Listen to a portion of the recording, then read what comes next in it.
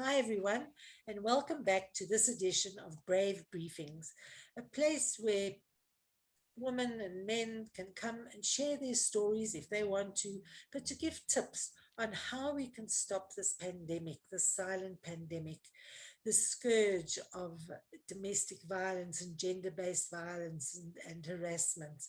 What can we do to make a difference to help women live a safe and free life? So, hi everybody, I'm Lois from Walking Without Skin. And are you brave? Are you brave, Leigh? Sometimes.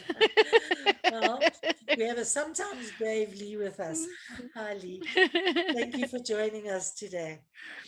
Hi, Lois. Thank you so much that I could be with you. This is a topic really close to my heart. I am, in some ways, a little controversial with my opinion and my embodied experience, but I'm very grateful to not but because everything after but is bullshit, and I'm excited to be able to share these thoughts with your viewers. Thank you for this opportunity. Well, thank you so much for being here. So, do you want to share with the viewers who you are, a little bit about yourself? Who am I? My gosh. Okay, so I am a mum and a wife and a glammy. I'm too young to be a granny, so I call myself a glammy to a little 6-month-old pookaloops who is Oh, just yummy, yummy, yummy, yummy. Her name is congratulations. Leah Sky. Thank you. I am a coach and a trainer, and I'm a heartfelt person. I show up in this world, and my three main values are vulnerability, authenticity, and love. And I believe that I'm here to shepherd in a way and join like-minded, like-hearted, like-souled people to create this self-care revolution where people acknowledge that they are enough and worthy enough to have self-care. So I call myself the self-care queen. I am a rebel and a pioneer. And she runs a fabulous self care diary.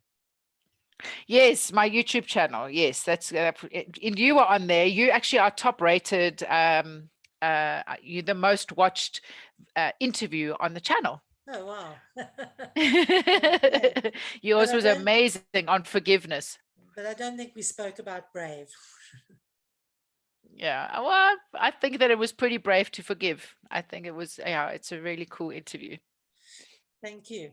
So, Leigh, can you tell us what we can help, how we can help stop this scourge? What can we do to make our boys and men and our girls and women brave? So it's a very interesting space for me to be in because I've experienced physical abuse at the hands of men and women, and I've in the shape of parents, and I have been molested by my grandfather, and I was date raped when I was in my 20s. So, and women have damaged me in a lot of ways as well through different relationships. So I came to look at gender based violence with some curiosity. And, the stats came out last year with the whole, the rise in gender based violence here in South Africa. And I'm sure it wasn't just South Africa, I think it was all over the world.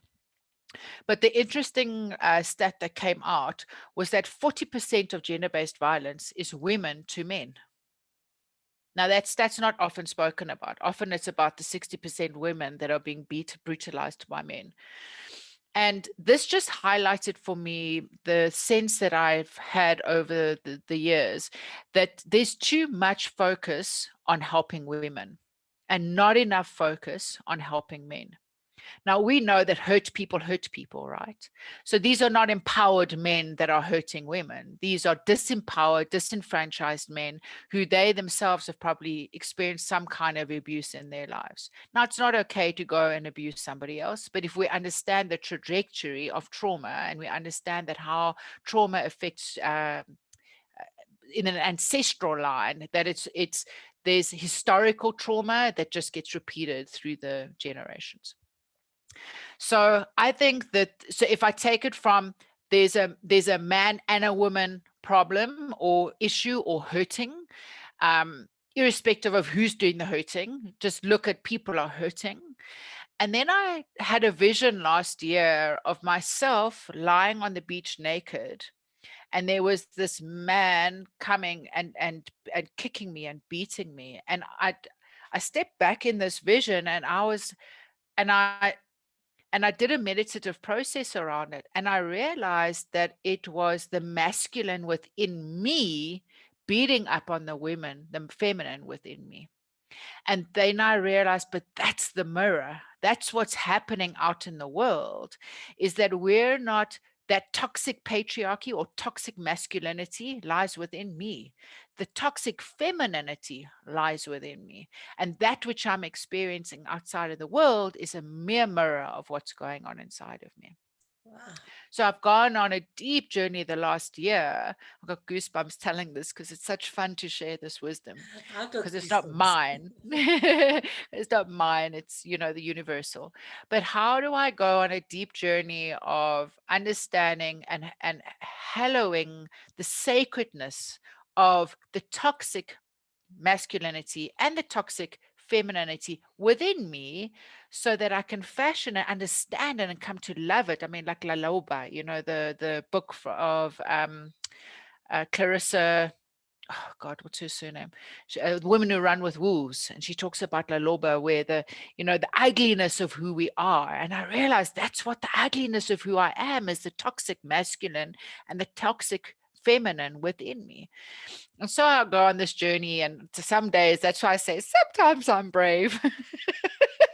Because there's some days I don't want to see it. I'm just like, no, I don't want to see this. So yeah, I think that's really the journey, in being able to sit with our own ugliness and our own beauty and fashion something really wholesome and growthful and holistic and beautiful out of that. And I think that we live as examples to people in that way. We live as examples to our children, as our partners, to our family, and to the world. I think there needs to be, I'm part of an organization that looks at empowering women in the advertising industry. And I think that that's really beautiful, but I don't think that's the only place that my work is valuable. I need to be working with men and women, because in the advertising industry, it's very pale and very male. And if I'm only going to focus on empowering the women, how am I going to get them into, help them get into the leadership structures?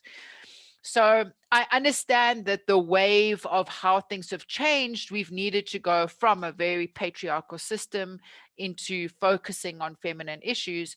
But I think that we are bold enough, brave enough, strong enough, vulnerable enough, authentic enough, strong enough as a civilization to be able to hold space for both. Sure, there's a lot in there. I think we need an hour to talk about all of that. But I think two things that I think came out for me. One was just that men need to be empowered as well, and the second one is that we all need to be role models, and we need to set that example for the people who follow us. But what tip can you give our youth, the boys and the girls out there, to make sure that they don't follow the toxic route and they follow the kinder route? It's a really good one, because I've actually been in a bit of a bind the last couple of weeks, where a family member who I love and adore, and I felt I was a role model in how to treat women, has actually shown some very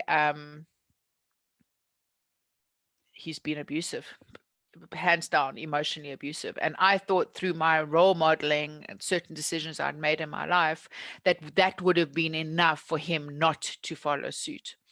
And so it's left me in a little bit of a like if I live my life as an example, it doesn't always mean that someone's going to follow me. It's not always that, even though, for those that know me, know how I am about abuse and acknowledging feminine and masculine, all that stuff. But so my thing is that, even though as parents we can show up in the world and say, this is not tolerable, this is not okay, sometimes our children choose differently.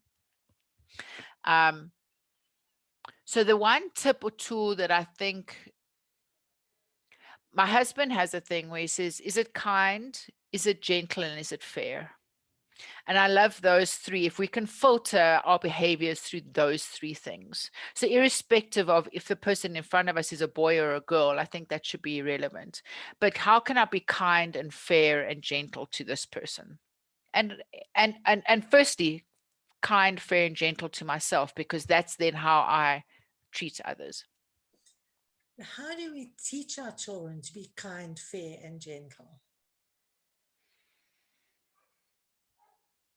In my experience, I've got two blood children and I've got two stepchildren. Um, I think that there is, my experience is that there's only so much we can teach our children. I do believe that it's a village that raises children, not to give my responsibility away or to usurp my responsibility, but to acknowledge the teachers, you know, aunts, uncles, people have an influence on our children. So I think the one way is to be kind and gentle and fair to ourselves as a example to our children. But I've also seen that there's some kids that just see things differently. They maybe, I, in my situation, my ex-husband is not a very kind, gentle, or fair person. And my son has chosen to follow that route. So no matter how I've shown up in the world, he's chosen another route. So it's a very it's a very interesting question, because I am sitting at the moment with, with that question. How do I, how do I, like, if I can't show my children a different way, how the hell am I showing my clients a different way? But I think that the kids learn different things from different people, and he's on his journey. It's not to say that he'll stop and he'll see the error of his way and change, make decision and make other decisions. Um, But it's a good question, Lois, because sometimes, like, boundary setting, like as girls, right? You got to be nice. You got to be sweet. Like, and if we set a boundary, we're not being nice and we're not being good and we're not being sweet. But actually, we need to be kind and fair and gentle to ourselves. And in setting that boundary, we're doing that. But the other person on the other side is not going to see that. They're not going to see us as brave. Then they're going to see, like, what's wrong with you? Why are you putting a boundary up? Like, why don't you like me? And it's like, well, actually, I like you so much that I trust myself enough to put the boundary down. Like, those are the conversations we need to have, where there's an open communication around what things mean to people. Wow, there's so much there. And I think it's so important that what you said about it's a village that brings up our children. And so we need to change the mindset of so many people. It's not only of our children, it's of our, as you say, the teachers, the institutions, all the relatives as well. It's a huge task. Are we ever going to get there? Are we ever going to have a brave community? Yeah, I mean, I think we're more brave today than we were 10 years ago, as the people I'm speaking to and the people that I'm getting to, and especially in the recovery community, people who are coming out of addiction and into recovery. And corporates are starting to ask big questions. There's a bigger drive for leaders with empathy than tyrannical leaders, and that takes courage, and that's brave. Um, I think that followers are getting brave as well. People are saying, like, Donald Trump, like, dude, you might be the leader, but actually it's not okay. It's not okay to behave that way. So whether we're going to get to a utopic point of being brave, I mean, I think brave calls for us to go against what the flow is, where we're at, stepping into the void of that which we're hoping could be something different, just like not how it is right now. So if we forever evolving, we're going to forever need to be brave. So it's going to be a continuous thing. It's never going to end. um And I think that's great. We need to get our leaders to be brave, and they need to have the courage to make a change. And that's leaders in government, leaders in corporate, leaders in life. So that's great. There's so much information there. Thank you so much, Leigh Joy, for sharing your insights, and a little bit controversial here and there. And I love the fact that it does start with self-care. And I will put Leigh Joy's contact details below this video, and do contact her. She's got so much insight and so much that she can share and support you on your journey of self-care. So please do join us. You too can be bold, you can be brave, and you can fly free. Thank you, and do tune in to another episode of Brave Briefings. Thanks, Leigh Joy. Pleasure. Bye, everyone. Bye.